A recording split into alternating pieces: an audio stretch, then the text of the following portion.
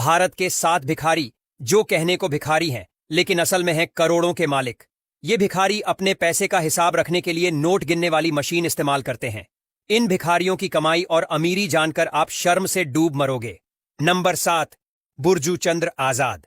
मुंबई की गलियों में आम भिखारी समझे जाने वाले बुरजू की कहानी किसी क्राइम थ्रिलर से कम नहीं। साल 2019 में एक हादसे के बाद जब पुलिस ने इनके घर का दरवाजा खोला तो अंदर से 11,50,000 रुपए की नकदी निकली।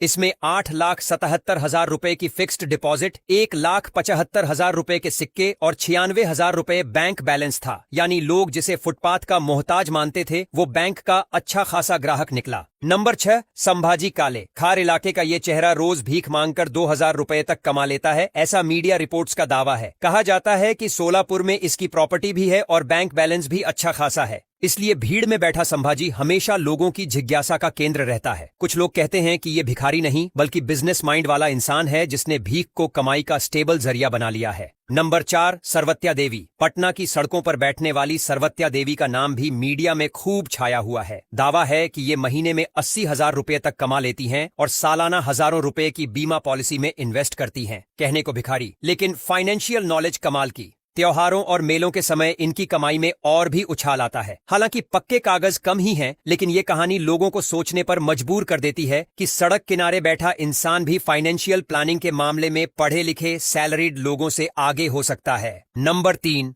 लक्ष्मी दास। कोलकाता की गलियों में मिलने वाली लक्ष्मी दास का नाम वायरल लिस्टों में करोड़पति भिखारी के रूप में आता है। कहा जाता है कि इनकी कुल संपत्ति 1 करोड़ रुपये तक है।